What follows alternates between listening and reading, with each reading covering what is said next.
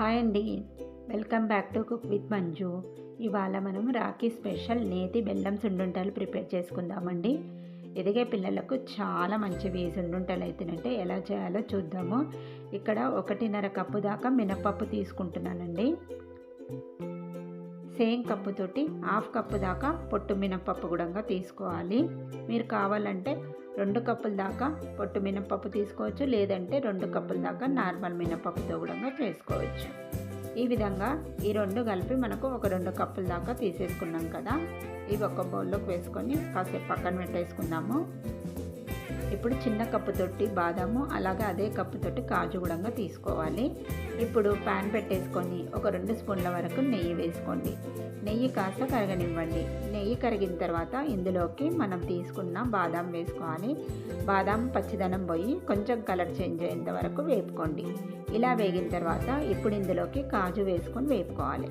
కాజు ముందే వేసుకుంటే మారుతుంది కాబట్టి బాదాం వేగినాక కాజు వేసుకొని డ్రై రోస్ట్ చేసుకోండి. 2 కూడా మంచిగా వేగాలి. ఈ విధంగా వేగేటట్టు చూసుకోండి. ఇప్పుడు వీటిని ప్లేట్లోకి తీసుకొని చల్లార్చుకోండి. నెక్స్ట్ ఇదే ప్యాన్లోకి కాస్త నెయ్యి ఉండిపోయింది కదా, డ్రై ఫ్రూట్స్ వేయించినాం కదా, అందులోనే మనం మినపప్పు వేసుకుందాం. మినపప్పు వేసుకొని ఫ్లేమ్ను సిమ్లో పెట్టేసుకోండి. సిమ్లో పెట్టేసుకొని పప్పు లోపల వరకు వేగేటట్టు, మంచి కలర్ వచ్చేటట్టు, మంచి అరోమా వచ్చేంత వరకు వేపుకోండి.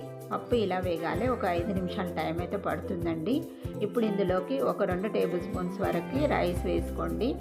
రైస్ వేసుకోవడం వల్ల మనకు ఈ సున్నుండలు తినేటప్పుడు నోటికి చుట్టుకోకుండా ఉంటాయన్నమాట. నార్మల్గా మినపప్పుతో చేసుకున్నామంటే తినేటప్పుడు కొంచెం నోటికి అంటినట్టుగా ఉంటుంది కాబట్టి ఇలా ఒక 2 స్పూన్లు రైస్ వేస్తే అలాంటి ప్రాబ్లం ఏమీ లేకుండా ఉంటుంది.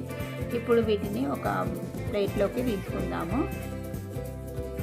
ఇలా తీసుకున్నాక వీటిని కంప్లీట్గా చల్లార్చుకోవాలి. బాగా చల్లార్చిన తర్వాతనే మిక్సీ అనేది పట్టుకోవాలండి. ఇప్పుడు ఇవి బాగా చల్లారిపోయినవి, వీటిని మనం మిక్సీ పట్టేద్దాము. ఇప్పుడు మిక్సీ జార్ తీసుకొని ఇందులో వేసేసుకుందాము. మొత్తం ఒకేసారి కాకుండా సగం సగంగా వేసుకోవాలన్నమాట. ఇలా వేసుకోండి. చిన్న జార్లో వేసుకుంటే తొందరగా మెదుగుతుంది. ఇప్పుడు ఇందులోకి ఒక 2 ఇలాచీ వేసేసుకొని ఇంకా మిక్సీ పట్టేద్దాము. మిక్సీ పట్టేటప్పుడు మెత్తని పౌడర్లో అస్సలు పట్టదండి.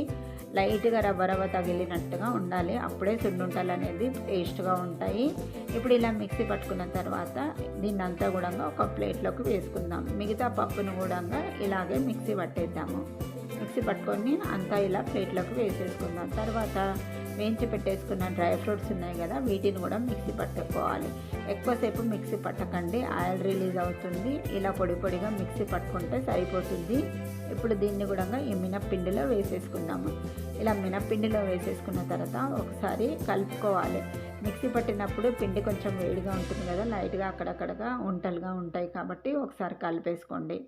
ఇలా కలుపుకున్న తర్వాత ఇందులోకి 2 కప్పుల దాకా బెల్లం పొడి తీసుకుంటున్నాను. మీ దగ్గర బెల్లం ఉంటే దాన్ని తురుముకొని కూడా వేసుకోవచ్చు. ఇలా 2 కప్పుల దాకా బెల్లం తీసుకున్నామంటే స్వీట్ కరెక్ట్గా సరిపోతుంది. ఇప్పుడు ఈ బెల్లం పౌడరు, మినప్ పౌడర్ ఉంది కదా, ఇదంతా కూడా మంచిగా ఇలా మిక్స్ చేసుకోండి.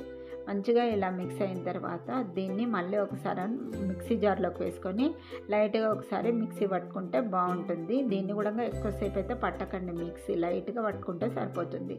అంతా కూడా ఇలా ప్లేట్లోకి వేసేసుకొని ఇప్పుడు దీంట్లోకి 1 కప్పు దాకా నెయ్యి వేసుకోవాలి. నెయ్యిని అలాగే వేయొద్దు, కరిగించుకొనే వేసుకోవాలి. మనం డైరెక్ట్గా అలా వేస్తేనంటే మనం ఎంత వేస్తున్నామో మెజర్మెంట్ అనేది తెలియదు అనమాట. నెయ్యి ఎక్కువగా అయినా కూడా ఎగుతుగా అనిపిస్తాయి సున్నుండలు కాబట్టి మీరు ఇలా కరిగించుకొని 1 కప్పు దాకా తీసుకోండి, సరిపోతుంది. మొత్తం కూడా ఇలా అంతా కలిపేసుకోవాలి.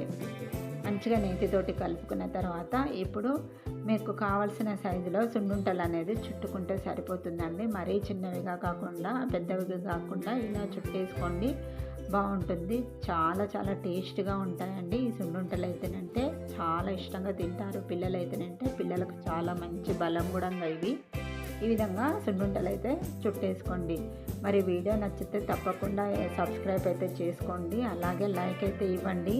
లైక్ ఇవ్వడం వల్ల నాకు హెల్ప్ చేసిన వాళ్ళు అవుతారు. అలాగే వీడియో మరింత మందికి రీచ్ అవుతుందండి. ప్లీజ్ అండి లైక్ చేయండి, అలాగే కామెంట్ చేయండి వీడియో ఎలా వచ్చిందో. అన్ని సున్నుండలను కూడా మనం ఈ విధంగానే ప్రిపేర్ చేసుకోవాలండి. చాలా చాలా బాగుంటాయి. అందరూ ఇష్టంగా తింటారు. అంత కమ్మగా ఉంటాయి అన్నమాట. ఈ విధంగా అన్ని సున్నుండలన్నీ ప్రిపేర్ చేసుకోండి. మెజర్మెంట్స్ అయితే కరెక్ట్గా ఇలానే తీసుకోండి. 2 కప్పుల మినపప్పుకి 2 కప్పుల దాకా బెల్లం తీసుకోండి. 1 కప్పు నెయ్యి తీసుకుంటే కరెక్ట్గా సరిపోతుందండి. సూపర్ అంటే సూపర్గా కుదురుతాయి. ఫస్ట్ టైం చేసిన కూడా చాలా బాగా వస్తాయి. గ్యారంటీ నాది. అంత బాగుంటాయి. చూసారు కదా, ఇక్కడ చూడండి ఎంత సాఫ్ట్గా వచ్చాయో. చాలా చాలా బాగుంటాయండి. మరి మీకు ఈ వీడియో నచ్చుతుందంటే తప్పకుండా ట్రై చేయండి. ట్రై చేసిన తర్వాత ఎలా వచ్చిందో కామెంట్ అయితే చేయండి. మరిన్ని ఇంట్రెస్టింగ్ వీడియోస్ కోసం నా ఛానల్ని సబ్స్క్రైబ్ చేయండి. అలాగే లైక్ ఇవ్వడం మర్చిపోకండి. Thanks for watching my video.